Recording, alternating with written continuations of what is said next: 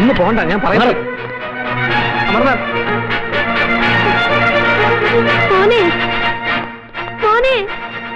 ഞാൻ പറയുന്നത്. പ്രായപൂർത്തിയായ പെൺകുട്ടികൾ ഇനിയുണ്ട് അവിടെ. പോകുന്നത് അങ്ങോട്ടാണോ? പറയണം ഇൻസ്പെക്ടർ. അർദ്ധരാത്രിയിൽ കുറെ പോലീസുകാർക്കൊപ്പം ചെന്ന് ഒരു പാവം പെൺകുട്ടിയെ നശിപ്പിച്ചത് കർമ്മധീരനായി ഈ പോലീസ് ഓഫീസറിന്റെ യോഗ്യത തെളിയിക്കാനായിരുന്നെങ്കിൽ ഇനിയുണ്ട് അവിടെ ചോരി നീരുള്ള പെൺകുട്ടികൾ. ചെന്നിനി യോഗ്യത തെളിയിക്കുക.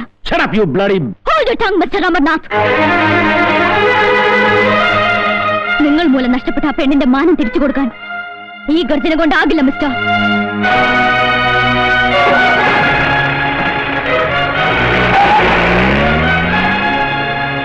നിങ്ങൾ എന്തറിഞ്ഞിട്ടാ ഇവിടെ കിടന്ന് തുള്ളിയത്? എവിടെയെങ്കിലും കാണാൻ പറ്റുമെന്ന് പറഞ്ഞാൽ അപ്പ കയറെടുത്തോണം. മോളെ, എന്റെ മോന്റെ അറിവോടെ ആയിരുന്നില്ല ഒന്നും. സ്റ്റേഷൻ ആക്രമിക്കാൻ വന്നവരുടെ അടിയേറ്റ് വീണ എന്റെ മോനെ പോലീസുകാരാ ഇന്നലെ രാത്രി ഇവിടെ എത്തിച്ചത്. ഇന്ന് രാവിലെ കാര്യങ്ങളൊക്കെ അവൻ അറിയുന്നത്. നിങ്ങളെ തിരിച്ചറിയാൻ പറ്റാത്ത പണി പോലീസുകാരെ കൊണ്ട് ചെയ്യരുത്. നിരപരാധികളുടെ കൂമ്പിടിച്ച് കലക്കാനായിരുന്നെങ്കിൽ കയ്യിലുമുണ്ടും തലയിൽ വട്ടക്കെട്ടുമുള്ള കുറെ തെമ്മാടികൾ വിട്ടാൽ മതിയായിരുന്നു. കാക്കിയിട്ട് കഴിഞ്ഞാൽ കൊള്ളയും കൊലയും ബലാത്സംഗവും ചെയ്യാനുള്ള ലൈസൻസ് ആയി നാട്ടുകാരെ കൊണ്ട് പറയിപ്പിക്കരുത്. You shut up. ഒരു പോലീസ് സ്റ്റേഷൻ ആക്രമിച്ച് താൻ ഉൾപ്പെടെയുള്ള കുറെ പോലീസുകാരെ നിർദ്ദേശം മർദ്ദിച്ച. ആരെ മർദ്ദിച്ചു? ആ പാവ സ്ത്രീകളോ? ചകിരി പിരിച്ചും മത്സ്യം പിടിച്ചും സ്വന്തം മക്കളെ പോറ്റുന്ന ആ പാവ മനുഷ്യരോ? ഒരു കൂട്ടം തെമ്മാടികളുടെ കൂലിത്തല്ലുകാരായിരുന്നു പോലീസുകാർ. ഇതിന്റെ പേരാണ് ഗുണ്ടായിസം, പോലീസിന്റെ ഗുണ്ടായിസം. ഇതിനൊക്കെ വഴിവെച്ച താനെടുത്തന. രണ്ടും മതനേതാക്കളെയാണ് തന്നെ ഇഷ്ടപ്രകാരം മർദ്ദിച്ചകത്തിട്ടിരിക്കുന്നത്. ഇതിന്റെയൊക്കെ ഭവിഷ്യത്ത് എന്താണെന്ന് എനിക്കറിയാവോ? എന്നിട്ടിപ്പോ അക്രമം കാണിച്ച തെമ്മാടികളെ പിടിക്കാൻ പോലീസ് അല്പം ബലം പ്രയോഗിച്ചെന്ന് കരുതി പോലീസ് ബലം പ്രയോഗിക്കേണ്ടത് 18 വയസ്സുള്ള പെൺപിള്ളേരുടെ നെഞ്ചത്തോട്ടല്ല. നടപടി എടുക്കേണ്ടത് തന്റെ പേരിലാണ്. അച്ചടക്ക ലംഘനത്തിന്, അധികാര ദുർവിനിയോഗത്തിന്. ഇന്നലെ രാവിലെ അറസ്റ്റ് ചെയ്ത 2 പേരെ ഇന്ന് നേരമായിട്ട് ഞാൻ കോടതിയിൽ ഹാജരാക്കിയില്ലല്ലോ. എന്താണോ നോക്കുന്നത്? ഇറങ്ങി പോണോ? പോണില്ല, ഞാൻ ഇവിടെ തന്നെ ഇരിക്കാൻ പോവാ.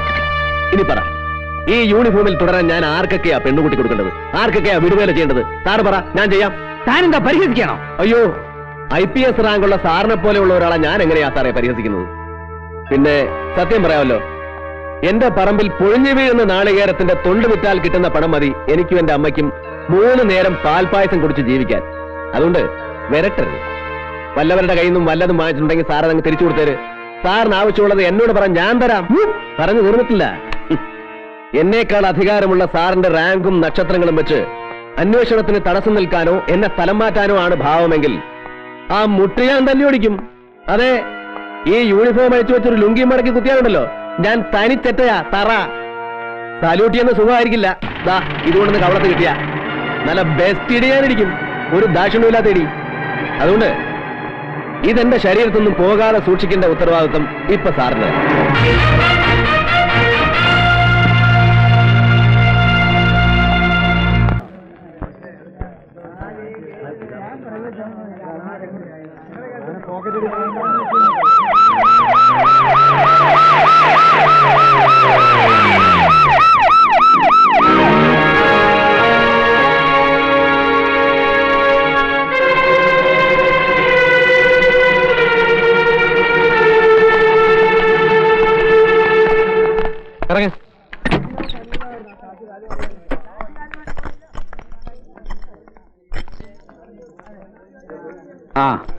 താൻ ഇവരെ കോടതിയിൽ ഹാജരാക്കാൻ കൊണ്ടുവന്നതായിരിക്കും അല്ലേ?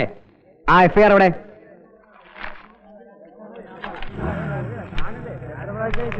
According to the section 120th Act B in Indian Penal Code, conspiracy, അതായത് ഗൂഢാലോചന, and for leading the violent mob, അക്രമത്തിന് നേതൃത്വം കൊടുക്കൽ.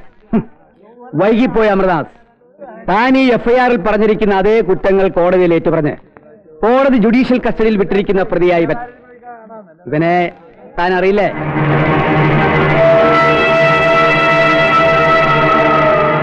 ഞാൻ ആരുടെയും കയ്യിൽ നിന്നും വാങ്ങിയത് കൊണ്ട് പറയല്ല. ഇനിയിപ്പോ ഇവരെ ഹാജരാക്കിയത് കൊണ്ടും വലിയ പ്രയോജനമൊന്നും ഉണ്ടാവും തോന്നില്ല, അല്ലേ വക്കീലേ? അതെ, ഒരേ കേസിൽ 2 കൂട്ടം പ്രതികളെ ഹാജരാക്കിയാൽ അവസാനം വിധി പറയുമ്പോ സംശയത്തിന്റെ ആനുകൂല്യത്തിൽ 2 കൂട്ടരും രക്ഷപ്പെടും. അത് അറിയില്ലേ ഇൻസ്പെക്ടർക്ക്? ഇനിയിപ്പോ ഇവരെ വിട്ടുകൊടുക്കുന്ന ആ ബുദ്ധി, അല്ലെങ്കിൽ സാറ് വെറുതെ മനപ്രയാസം ഉണ്ടാവുള്ളൂ. പക്ഷേ എന്ത് ചെയ്യാം, എനിക്കും തനിക്കും ഒക്കെ മുകളിൽ വേറെയും ചിലരില്ലേ, ആഭ്യന്തരമന്ത്രി ഉൾപ്പെടെ. അവര് വിചാരിച്ചാൽ 24 മണിക്കൂർ പോലും തികച്ചു വേണ്ട പല കുറ്റവാളികളും രക്ഷപ്പെടാൻ. ഈ മെഡിക്കനെ ഞാൻ അഭിനന്ദിക്കുന്നു. പക്ഷേ ആർക്കും രക്ഷപ്പെടുത്താനാവാത്ത വിലങ്ങിട്ട് ഞാൻ വരെ പൂട്ടും. അന്നും കാണണം ചുണ്ടലി ചിരി.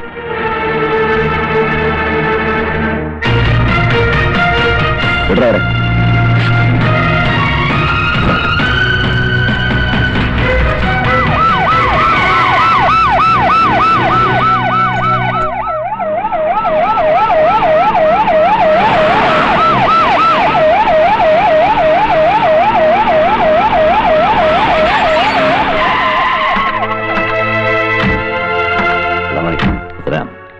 എന്താ എല്ലാരും കൂടി ആ സമയത്ത്? ഇവർക്ക് അങ്ങയോട് എന്തോ പറയാനുണ്ടത്രേ.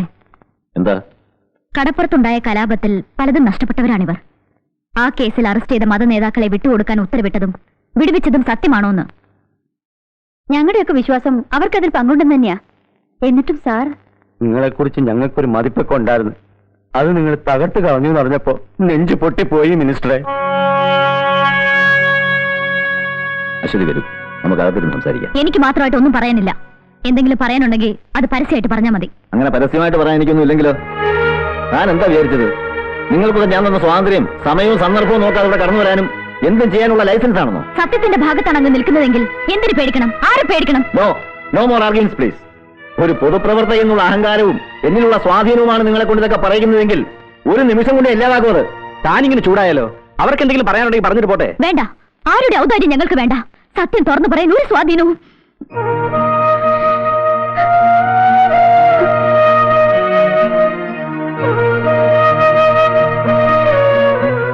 ഇതാണ് നിങ്ങളുടെയൊക്കെ രാഷ്ട്രീയവും സത്യസന്ധതയുമെങ്കിൽ എല്ലാം മറന്ന് ഞാൻ ഇവരുടെ കൂടെ നിൽക്കും. പൊതുരംഗത്ത് ഇറങ്ങിയപ്പോൾ അങ്ങ് കൊടുത്ത വാക്ക് പാലിച്ചില്ലെങ്കിലും ഞാൻ കൊടുത്ത വാക്ക് എനിക്ക് പാലിക്കണം.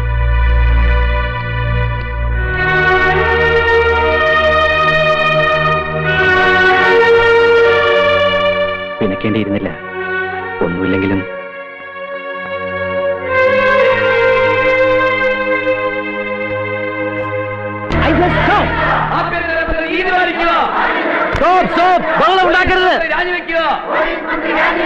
ആഭ്യന്തരമന്ത്രിയോട് വ്യക്തിപരമായ എന്തെങ്കിലും വൈരാഗ്യമുണ്ടെങ്കിൽ അത് തീർക്കേണ്ടത് റോഡിലല്ല. ഇതെന്റെ വ്യക്തിപരമായ കാര്യമല്ല. GK കൃഷ്ണനെയും ഖാദർ സാഹിബിനെയും മോചിപ്പിക്കാൻ സാറും മന്ത്രിയും ചേർന്ന് നടത്തിയ കള്ളക്കളിയോടുള്ള സമൂഹത്തിന്റെ പ്രതിഷേധമാണ്. അവർ കുറ്റക്കാരാണെന്ന് പറയാൻ തന്റെ കയ്യിൽ എന്താണ് തെളിവ്? മര്യാദയ്ക്ക് ഇവിടെ വെച്ച് അവസാനിപ്പിച്ച് എല്ലാവരും പിരിഞ്ഞു പോകുന്നതാണ് നല്ലത്. ഞങ്ങൾ പോകില്ല സാറേ, ഇല്ലെങ്കിൽ ഞങ്ങൾ കുറെ കൊല്ലേണ്ടി വരും. പോക്കത്തിനും പറയുന്ന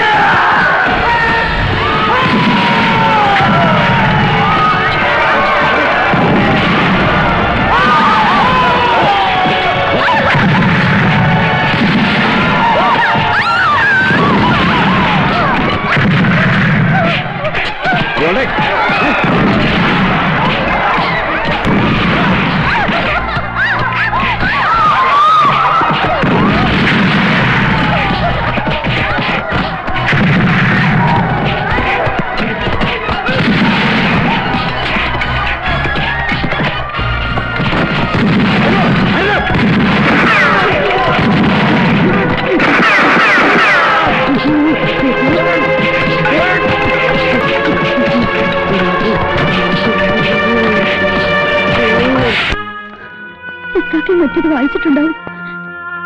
ഞാനിനി ഇങ്ങനെ അവരുടെ മുഖത്ത് നോക്കും.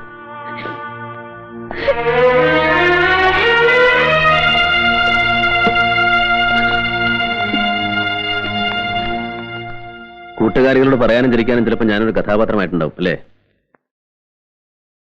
മറ്റാരെങ്കിലും ആയിരുന്നെങ്കിൽ കലാലയത്തിന്റെ 4 ചുവരുകൾക്കുള്ളിൽ ഒതുങ്ങിയനെ.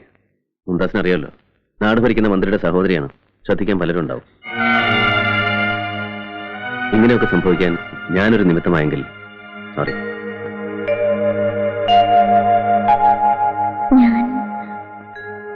ഇനി അഥവാ അരുതാത്ത ഏതെങ്കിലും ഒരു മോഹത്തിന്റെ തുടക്കത്തിലാണെങ്കിൽ വേണ്ട.